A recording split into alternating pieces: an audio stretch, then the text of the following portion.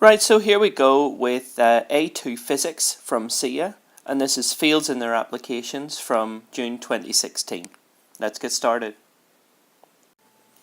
Question 7. The concept of antimatter first arose through the theoretical work of Paul Dirac on the energy states of electrons.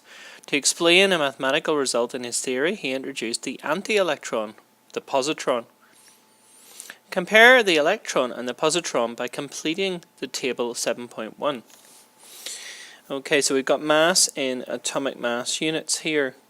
So chemistry aficionados will know that the number to remember here is like 1840.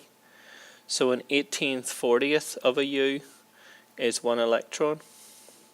And that will be the same for the positron because they have the same mass. What's different about these is that one of them has a negative electron charge, 1.6 times 10 to the minus 19 of a coulomb, and the other one has a positive charge that's exactly the same size. So the antiparticle, the positron, is plus 1 times 10 to the minus 19 coulombs. They are both examples of things that belong in the lepton group.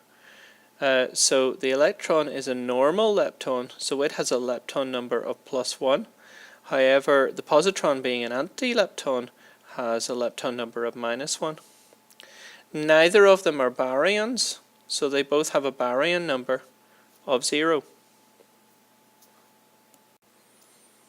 Positron emission tomography (PET) scanning is a relatively common medical procedure. Many hospitals have a cyclotron particle accelerator to accelerate protons, which are then fired into an atomic nucleus to create isotopes which decay by emitting a positron. Describe the basic operating principles of a cyclotron. So although they go on about PET scanning, it's actually the details of the cyclotron that they're after. So general details of the cyclotron, remember, would be that it has the D-shaped electrodes and that it has an ion source that comes out, goes round and round and round, and eventually is directed out of the machine at some point.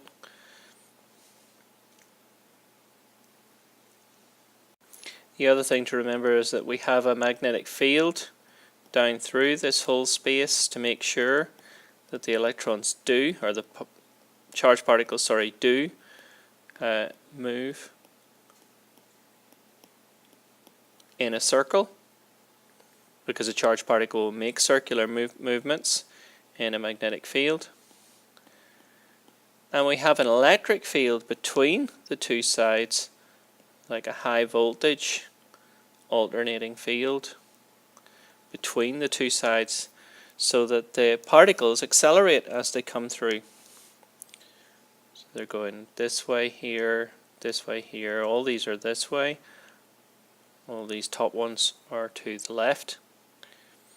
So you'll be describing the D electrodes, the fact that they're semicircles, that there's some kind of voltage across between the D's that accelerates them, that there's a fixed AC frequency that operates between the D's,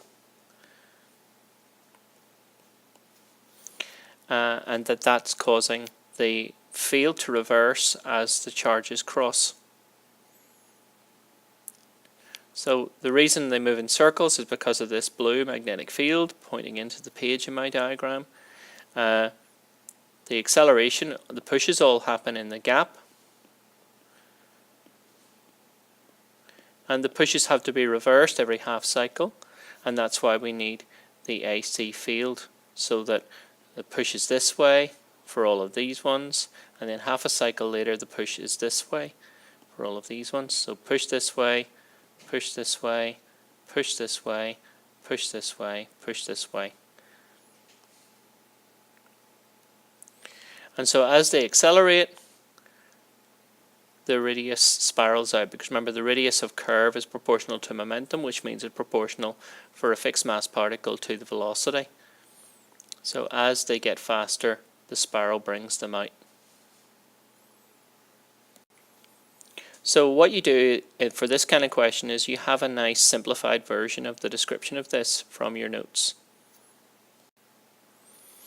Part C1. The isotopes produced by the cyclotron are ingested by the patient, and the positrons emitted during the scan combine with electrons to produce pairs of gamma photons from which the image can be produced. Explain why gamma photons are produced and why always in pairs.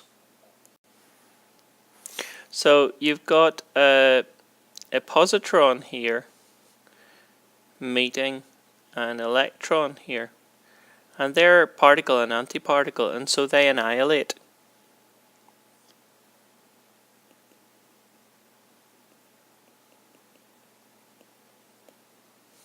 So there's annihilation going on, and that produces tremendous amounts of energy, and that turns up then in the gammas being produced.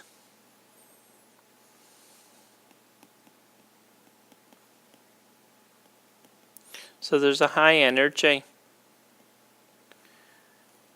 photons because of the amount of energy produced when the electron and the positron annihilate each other. And so we're in the gamma region. There have to be two of them because they have to conserve momentum. So we imagine these particles before had zero total momentum.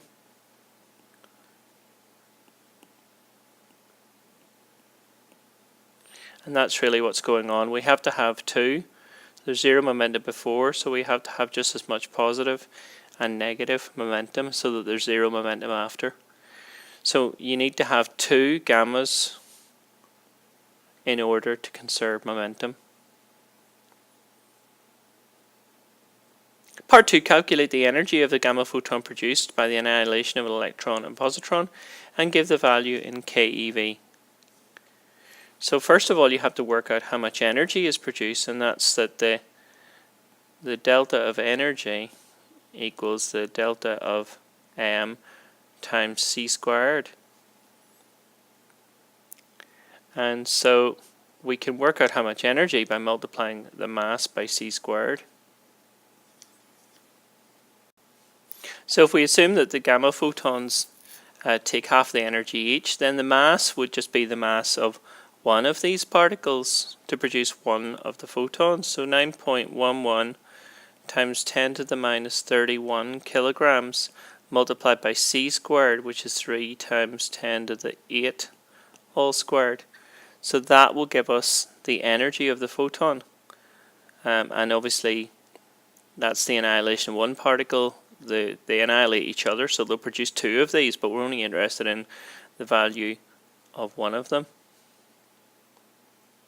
And I get 8.19 times 10 to the minus 14 joules.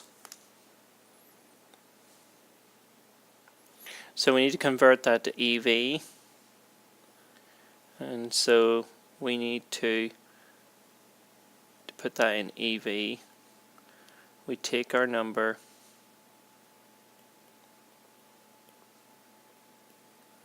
and divide by the charge of an electron, because that's also the energy of one electron through 1 volt from W equals QV. So divide by the charge of an electron,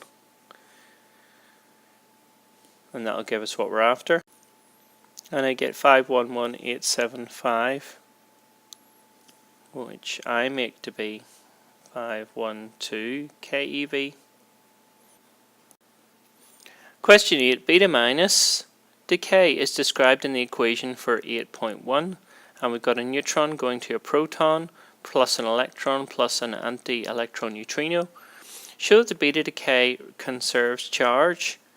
Okay, so you're just going to go through the charges of the things here.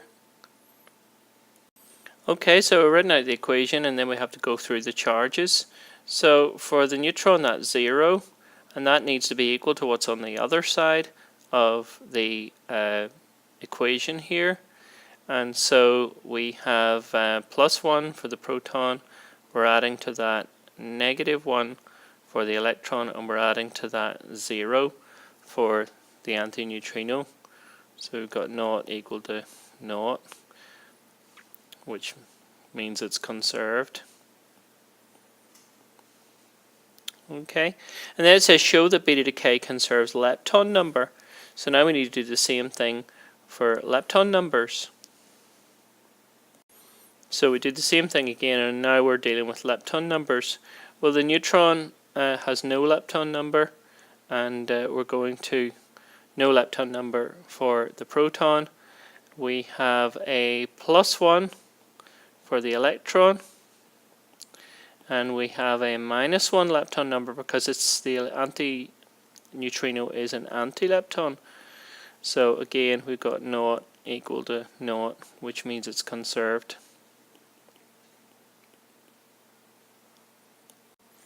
Part B then, some of the particles involved in beta decay reaction are classified as leptons.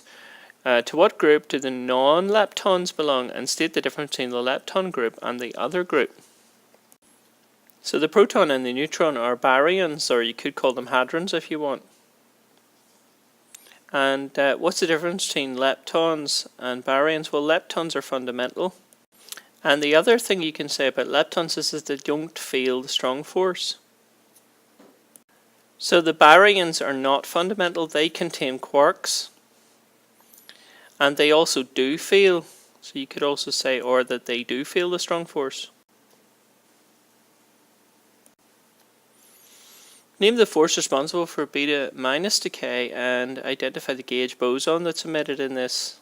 Well, a beta minus is a weak nuclear force. And the gauge boson here would have to be a W minus to conserve charge. Because it decays to an electron, which is negative, and a neutrino, which is neutral, or an antineutrino, which is also neutral. The gauge boson in C has a half-life of approximately 3 × 10⁻25 seconds.